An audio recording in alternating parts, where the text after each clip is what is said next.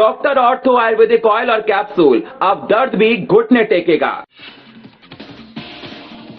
केंद्रीय कृषि मंत्री शिवराज सिंह चौहान की अध्यक्षता में समीक्षा बैठक, वर्चुअली जुड़कर मंत्री गणेश जोशी हुए शामिल। केंद्रीय योजनाओं को प्रभावी बनाने पर दिया जोर।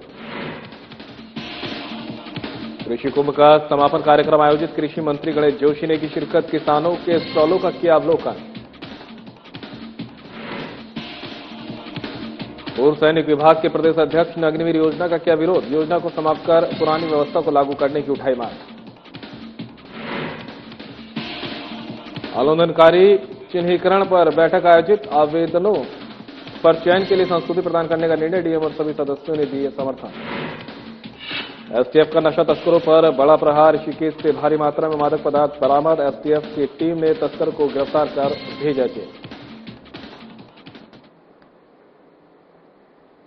नमस्कार, उत्तराखंड की खबरें लेकर मैं हूं आपके साथ संदीप निरंजन सरकार। केंद्रीय कृषि मंत्री शिवराज सिंह चौहान की अध्यक्षता में आयोजित केंद्रीय योजनाओं की समीक्षा बैठक में प्रदेश के कृषि मंत्री गणेश जोशी ने वर्चुअल माध्यम से प्रतिभाग किया। बैठक में केंद्र पोषित कृषि योजनाओं में प्रधानमंत्री राष्ट्रीय कृषि विकास योजना, डिजिटल एग्रीकल्चर मिशन और national mission on natural farming और कृषि उन्नति योजना की उत्तराखंड में प्रगति की विस्तृत समीक्षा की।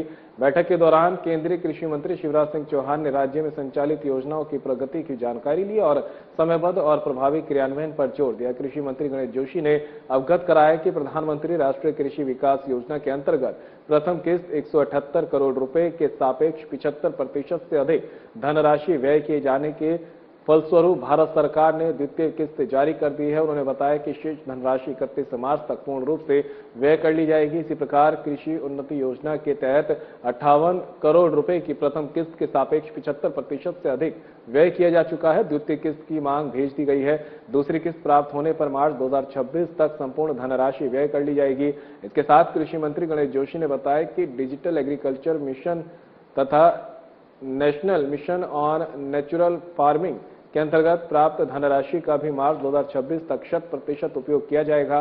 बैठक के दौरान कृषि मंत्री गणेश जोशी ने प्रदेश में घेरबाड़ योजना के लिए केंद्र सरकार द्वारा 90 करोड़ रुपए की धनराशि शीघ्र अवमुक्त किए जाने का अनुरोध किया। इस पर केंद्रीय कृषि मंत्री शिवराज सिंह चौहान ने आश्वस्त किया कि 90 करोड़ रुपए में से आंशिक धनराशि शीघ्र राज्यों को उपलब्ध करा दी जाएगी।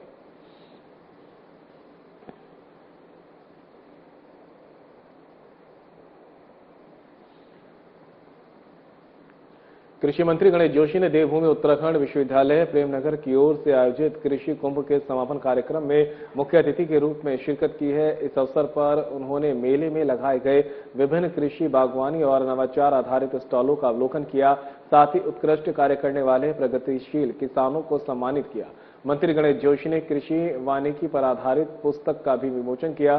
कृषि मंत्री गणेश जोशी ने कहा कि भारत की आत्मा गांवों में बसती है और गांवों की आत्मा हमारे किसान है। किसान केवल अन्नदाता ही नहीं बल्कि अर्थव्यवस्था के सशक्त स्तंभ, पर्यावरण के संरक्षक और संस्कृति के संवाहक भी हैं। उन्होंने कहा कि जब विश्व खाद्य सुरक्षा, जलवायु परिवर्तन और सतत विकास जैसी चुनौतियों का सामना कर रहा है, तब भारतीय किसान अपनी मेहनत, नवाचार और संकल्प से समाधान प्रस्तुत कर रहा है। कृषि मंत्री जोशी ने कहा कि प्रदेश के किसानों ने जैविक खेती, बागवानी, औषधीय पौधों, श्री अन्न, मिलेट्स, मधुमक्खी पालन, मशरूम उत्पादन और पशुपालन के क्षेत्र में उल्लेखनीय उपलब्धियां हासिल की है। उन्होंने कहा कि किसान मेला केवल प्रदर्शनी नहीं बल्कि ज्ञान, अनुभव और नवाचार का संगम है, जहां किसान, वैज्ञानिक, छात्र और उद्यमी एक मंच पर संवाद कर कृषि के भविष्य की दिशा तय करते हैं। उन्होंने विश्वविद्यालय प्रशासन को सफल आयोजन के लिए बधाई देते हुए कहा कि शिक्षा और खेत के बीच की दूरी जितनी कम होगी, कृषि उतनी ही प्रगति करेगी। कृषि मंत्री गणेश जोशी ने उन्होंने छात्र छात्राओं से आह्वान किया कि वे केवल रोजगार खोजने वाले नहीं बल्कि रोजगार सृजन करने वाले बने और कृषि को उद्यम के रूप में अपनाकर राज्य की अर्थव्यवस्था को सशक्त बनाने में अपनी भागीदारी सुनिश्चित करें।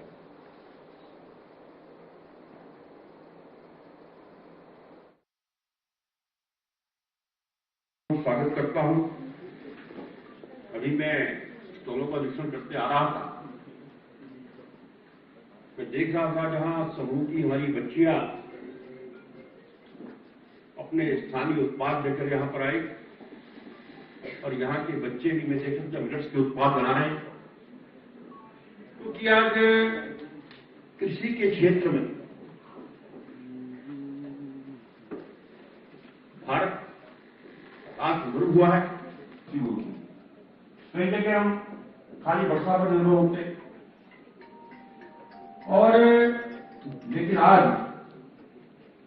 जैविक खेती, बागवानी यहाँ पर है। पहले सेब का पौधा जो है यात्रा में निकाली थी। पहले क्या होता था, किसान की जमीन की टेस्टिंग लैब में जाकर होती थी और विज्ञान जुड़ जाएंगे तो मैं नहीं समझ सकता। तो मिर्च खाते थे, मोटा अनाज खाते थे, कहते थे ये गरीब आदमी है, ये कोदा जुबरा खाते हैं। मुझे याद है जब हम आंदोलन की लड़ाई को लड़ रहे थे इस राज्य की, तो एक नारा लगाया करते थे कि हम कोदा जुबरा खाएंगे, उत्तराखंड राज्य बनाएंगे। याद है किसी को यह नारा? देखिए आज मैं कह सकता हूं, हम ये नारा लगा सकते हैं कि हम कोदा जुबरा उगाएंगे, उत्तराखंड को आत्मनिर्भर बनाएंगे।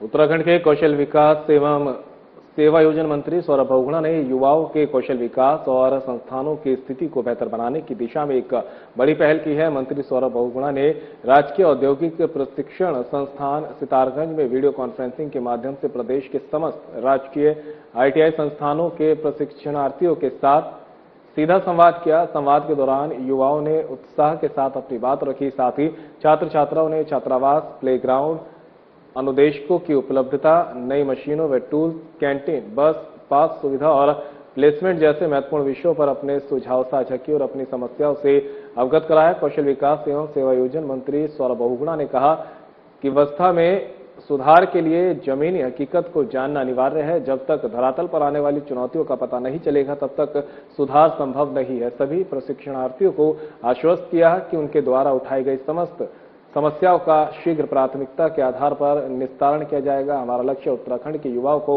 वैश्विक स्तर के कौशल से लैस करना है।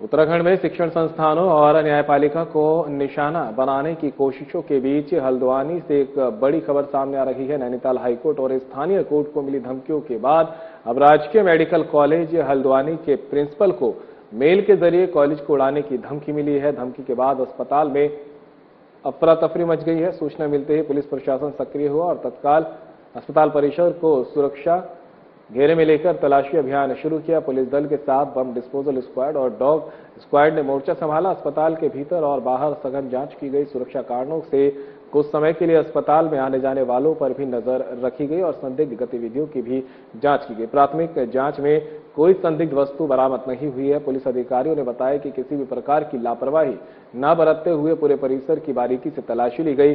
पुलिस ईमेल भेजने वाले की तलाश में जुट गई है। साइबर सेल की मदद से मेल की जांच की जा रही है।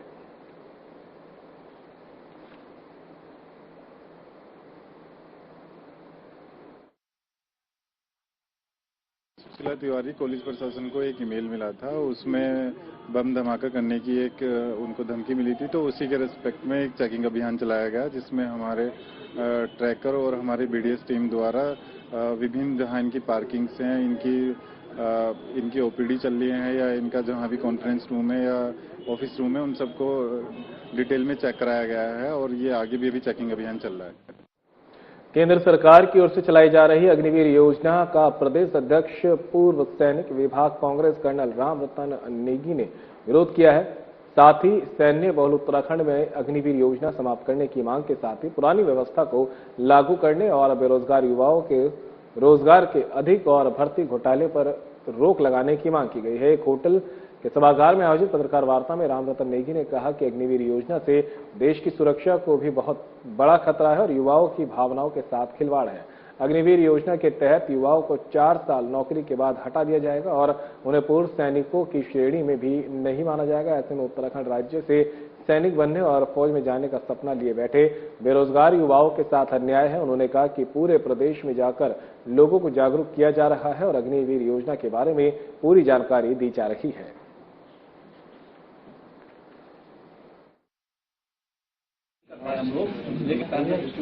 अग्निवीर की भर्ती की जा रही है। ये युवाओं की भावनाओं के साथ, उनके भविष्य के साथ खिलवाड़ है। जो हमारी सैनिक शक्ति है, उसके जो परंपराएं हैं, उनसे खिलवाड़ किया जा रहा है और देश की सुरक्षा के लिए बहुत बड़ा ये घातक है। जो हमारे युवा है, जो खासकर उत्तराखंड की अगर आप बात करें, ऐसे जो कई राज्य हैं जो कि सैन्य बाहुल्य राज्य हैं, हमारे युवा पूरी देश सेवा के कारण अपने मन में इच्छा लेके रहते थे कि हम देश सेवा करेंगे, देश के लिए समर्पित भाव से नौकरी करेंगे। उनके रोजगार पे ये बहुत बड़ा धक्का दिया गया है। उसके बाद जो 4 साल की नौकरी के बाद दोबारा से बेरोजगार हो जाएंगे, उनके लिए कोई परमानेंट फ्यूचर उनका नहीं है। फिलहाल रुकेंगे ब्रेक के लिए, कहीं मत जाएगा, जल्द होंगे हाजिर।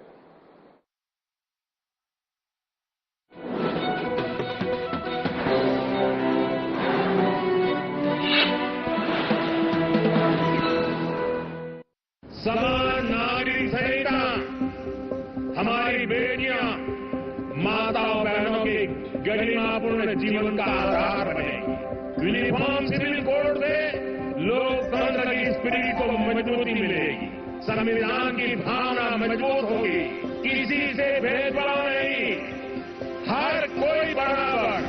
प्रधानमंत्री श्री नरेंद्र मोदी जी की दूरदर्शी प्रेरणा और मुख्यमंत्री श्री पुष्कर सिंह धामी जी के सशक्त नेतृत्व में उत्तराखंड ने इतिहास रचते हुए देश का पहला राज्य बनने का गौरव प्राप्त किया, जहां समान नागरिक संहिता यानी यूनिफॉर्म सिविल कोड को प्रभावी रूप से लागू किया गया है। ये पहल राज्य में संवैधानिक मूल्यों को सुदृढ़ करते हुए समानता, सामाजिक समरसता और महिला सशक्तिकरण की दिशा में एक दूरदर्शी और प्रभावी कदम के रूप में स्थापित हुई है। इस ऐतिहासिक कानून के सफल क्रियान्वयन का 1 वर्ष पूर्ण होने पर उत्तराखंड सुशासन, समान अधिकार और जन विश्वास की उस यात्रा का उत्सव मना रहा है जो एक संकल्प से शुरू होकर अब एक व्यवस्था में परिवर्तित हो गई है। इस पहल की नींव मुख्यमंत्री श्री पुष्कर सिंह धामी जी द्वारा 12 फरवरी 2022 के राज्य विधानसभा चुनावों में जनता से किए गए उस ऐतिहासिक संकल्प से प्रारंभ हुई, जिसे पूरा करने की दिशा में 24 मार्च 2022 को नवगठित सरकार की प्रथम कैबिनेट बैठक में विशेषज्ञ समिति के गठन का निर्णय लिया गया। समिति ने प्रदेश भर में व्यापक संवाद करते हुए नागरिकों से लाखों सुझाव प्राप्त किए और 2 फरवरी 2024 को अपनी विस्तृत रिपोर्ट सरकार को प्रस्तुत की। इसके आधार पर 12 मार्च 2024 को यूसीसी उत्तराखंड अधिनियम 2024 को विधिक स्वीकृति प्रदान की गई और 27 जनवरी 2025 को नियमावली के प्रभावी होने के साथ ये कानून प्रशासनिक और डिजिटल दोनों स्तरों पर पूर्णतः लागू हुआ। इस अधिनियम के अंतर्गत विवाह, वसीयत, तलाक, लिव इन रिलेशनशिप तथा विधिक उत्तराधिकारी घोषणाओं से संबंधित प्रावधानों में सभी नागरिकों के लिए समान और न्याय संगत व्यवस्था सुनिश्चित की गई है। साथ ही महिलाओं के अधिकारों और वरिष्ठ नागरिकों के हितों के संरक्षण पर विशेष ध्यान दिया गया है, जिससे इसकी सार्वभौमिक स्वीकार्यता, प्रशासनिक दक्षता और जन विश्वास को नई मजबूती मिली है। कानून के सफल क्रियान्वयन हेतु 10 दिनों से भी कम समय में 8,500 से अधिक अधिकारियों तथा 7,500 से अधिक कॉमन सर्विस सेंटर संचालकों को प्रशिक्षित किया गया है। इसके साथ ही सहायता एवं तकनीकी परामर्श के लिए राज्यव्यापी मॉक ड्रिल का सफल आयोजन किया गया। इसके परिणाम स्वरूप 1 वर्ष में राज्य पोर्टल पर लगभग 5 लाख आवेदन प्राप्त हुए, जिनमें से 96% का औसतन 5 दिनों से भी कम समय में निस्तारण हुआ। पंजीकरण की गति में उल्लेखनीय वृद्धि हुई है, जहां प्रतिदिन औसतन 1400 से अधिक पंजीकरण दर्ज किए जा रहे हैं। संवेदनशील एवं उत्तरदायी शासन का परिचय देते हुए सरकार ने जनता की आवश्यकताओं के अनुरूप नियमों में समय समय पर आवश्यक संशोधन भी किए, जिससे यूसीसी कानून को और अधिक समावेशी, व्यवहारिक तथा जनहितकारी स्वरूप प्रदान किया जा सके। विकसित भारत 2047 के विजन के अनुरूप विकसित उत्तराखंड की दिशा में समान नागरिक संहिता एक महत्वपूर्ण पहल है, जो समानता और न्याय को प्रशासनिक प्रक्रियाओं में व्यवस्थित रूप से समाहित कर रही है। समान नागरिक संहिता, समानता द्वारा समरसता।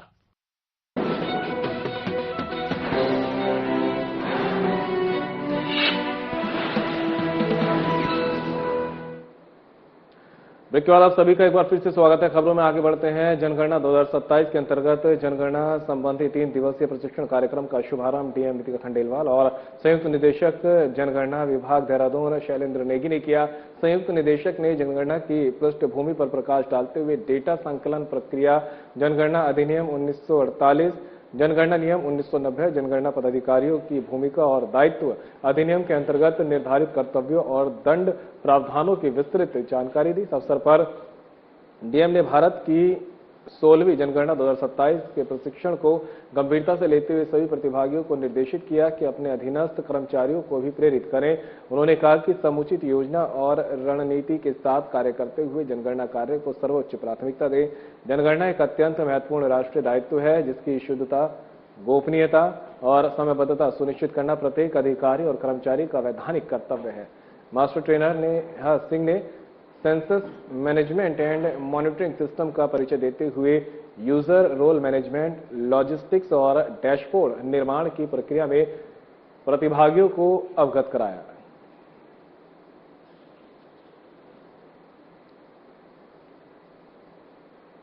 डीएम टिहरी नीतिका खंडेलवाल की अध्यक्षता में उत्तराखंड राज्य आंदोलनकारी चिन्हीकरण के संबंध में बैठक आयोजित हुई।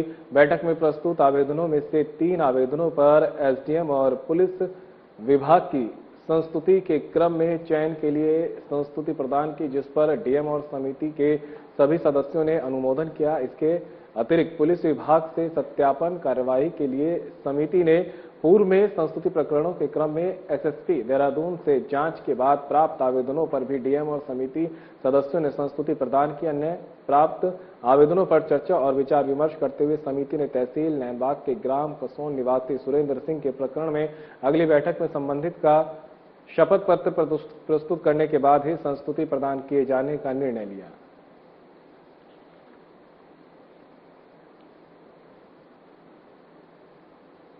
देहरादून रोड पर काली मंदिर के पास उत्तराखंड पुलिस के आईजी की कार का एक्सीडेंट हो गया। उनकी कार को विपरीत दिशा से आ रही एक कार ने जोरदार टक्कर मार दी।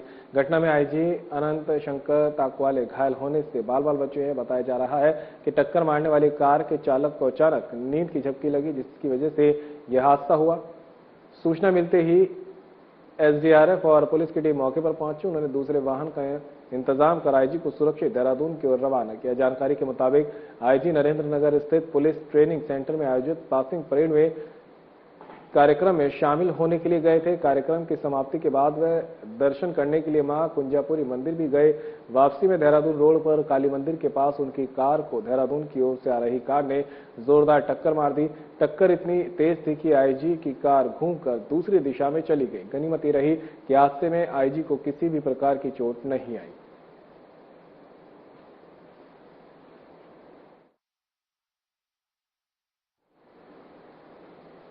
रामनगर मंडी समिति में नवनिर्मित 22 दुकानों को लेकर कुछ आड़तियों का विरोध जारी है, जिसे लेकर हिम्मतपुर के रहने वाले संजय मेहता ने सूचना का अधिकार अधिनियम 2005 के तहत जवाब मांगा है।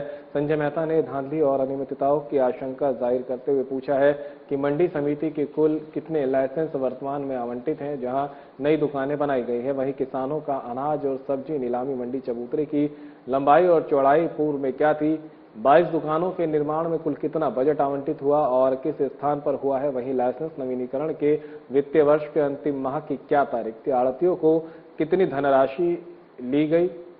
धांधली और अनियमितताओं का खंडन करते हुए मंडी समिति के सचिव सहेल अहमद ने बताया कि भ्रमण के दौरान अध्यक्ष अनिल डब्बू से मंडी आड़तियों ने मांग की थी कि उन्हें दुकान दी जाए। अध्यक्ष ने विपणन बोर्ड के अधिकारियों को निर्देश दिए थे कि टीन शेड में दुकानें बनाकर दुकान विहीन आड़तियों को दी जाए। कुछ आड़तियों ने इसका विरोध किया और वे हाईकोर्ट गए। हाईकोर्ट के निर्देश पर नया चबूतरा निर्माणाधीन है। दुकान विहीन आड़तियों को दुकान आवंटित कर दी गई है। नियमों के तहत 22 दुकानों का निर्माण किया गया है।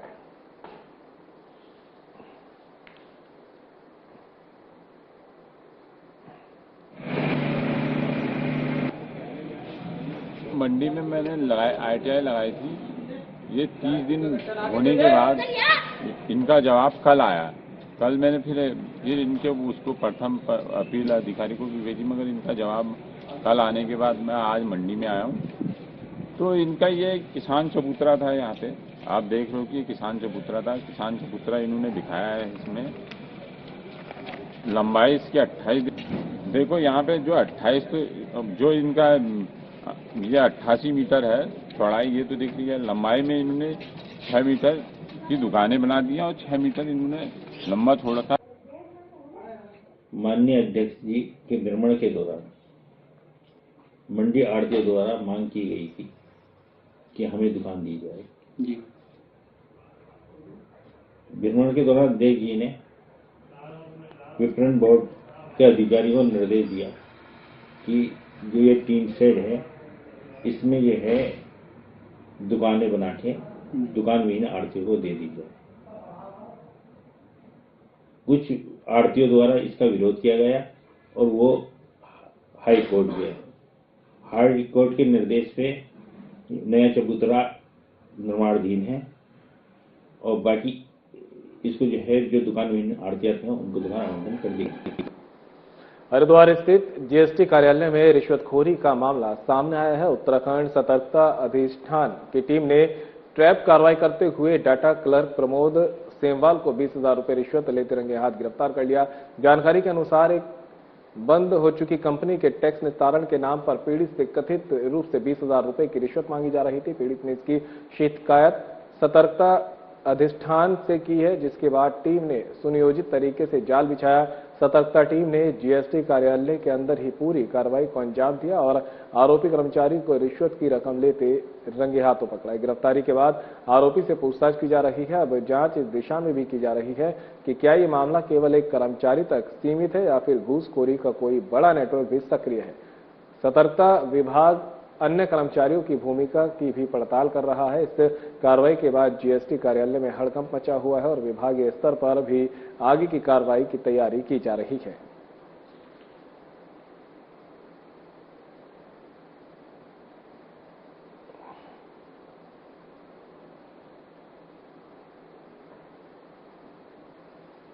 तो वहीं ऑपरेशन क्रैकडाउन ने पकड़ी रफ्तार। एसएसपी प्रमेंद्र सिंह डोभाल के नेतृत्व में ऑपरेशन क्रैकडाउन देहरादून में बिना सत्यापन के रहना पड़ रहा भारी। अभी तक दून पुलिस ने 20 लाख लोगों का काटा चालान। पुलिस विभिन्न इलाकों में दस्तावेजों की कर रही जांच। 2000 से ज्यादा लोगों का किया सत्यापन। कहना एसएसपी का। पुलिस एक्ट की धारा 81 सहित अन्य धाराओं में भी संदिग्ध मामलों में की गई कार्रवाई। सर्कल अफसरों की टीम घर घर कर रही चेकिंग। संदिग्ध पहचान वाले हर व्यक्ति का होगा वेरिफिकेशन। संदिग्धों पर पुलिस की पैनी नजर। पुलिस एक्ट के तहत होगी कड़ी कार्रवाई।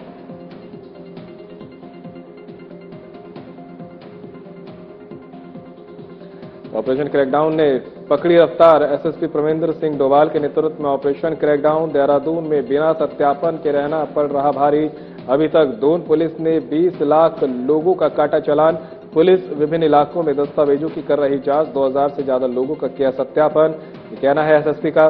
पुलिस एक्ट की धारा 81 सहित अन्य धाराओं में भी संदिग्ध मामलों में की गई कार्रवाई। सर्कल अफसरों की टीम घर घर कर रही चेकिंग। संदिग्ध पहचान वाले हर व्यक्ति का होगा वेरिफिकेशन। संदिग्धों पर पुलिस की पैनी नजर। पुलिस एक्ट के तहत होगी कड़ी कार्रवाई।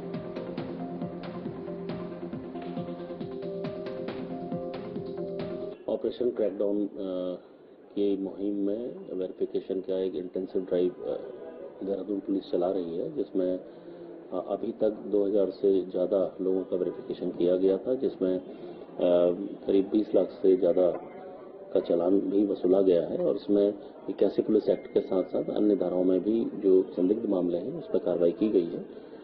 ऑपरेशन क्रैकडाउन एक वृहद स्तर पर चलाया जाने वाला अभियान है जो अगले 1 माह तक लगातार चलेगा और इसमें न सिर्फ किराएदारों के सत्यापन के साथ साथ जो संदिग्ध व्यक्ति या संदिग्ध लोग यहाँ रह रहे हैं और जिनकी आइडेंटिटी संदिग्ध है और उनको वेरिफिकेशन किया जाना जरूरी है, हमारी टीमें अलग अलग जगह पे हमारे सर्कल अफसरों के नेतृत्व पे ये कार्रवाई करेगी और मैं निश्चित तौर पर कह सकता हूँ इसका असर आगे आने वाले समय में दिखाएगा। उत्तराखंड को नशा मुक्त बनाने के लिए मुख्यमंत्री के ड्रग्स फ्री देवभूमि विजन के तहत एसटीएफ और पुलिस ने तस्करों की कमर तोड़ना शुरू कर दिया है। टीम ने सप्ताह भर के भीतर दूसरा बड़ा प्रहार करते हुए ऋषिकेश क्षेत्र से भारी मात्रा में मादक पदार्थों के साथ एक तस्कर को दबोचा है। एसटीएफ के एसएसपी अजय सिंह के निर्देशन में एनटीएफ और ऋषिकेश पुलिस की संयुक्त टीम ने चेकिंग के दौरान एक कार को रोका। कार से 2 किलो 180 ग्राम चरस और 5 किलो डोडा पोस्त बरामद हुआ है। गिरफ्तार तस्कर की पहचान भगवत निवासी उत्तरकाशी के रूप में हुई है। आरोपी ने पुलिस को बताया कि वह ये माल टिहरी निवासी सुंदर नाम के व्यक्ति से लाया है। एसएसपी अजय सिंह ने बताया कि आरोपी इस खेप को देहरादून और ऋषिकेश के इलाकों में ऊंचे दामों पर बेचने की फिराक में था। कम समय में अधिक धन कमाने की लालसा में वह तस्करी के इस काले कारोबार में उतरा। अजय सिंह ने जनता से अपील की है कि वो नशे से दूर रहे और किसी भी लालच में आकर तस्करी जैसे अपराधों में न फंसे। उन्होंने साफ किया कि ड्रग्स फ्री देवभूमि अभियान के तहत कार्रवाई भविष्य में भी जारी रहेगी।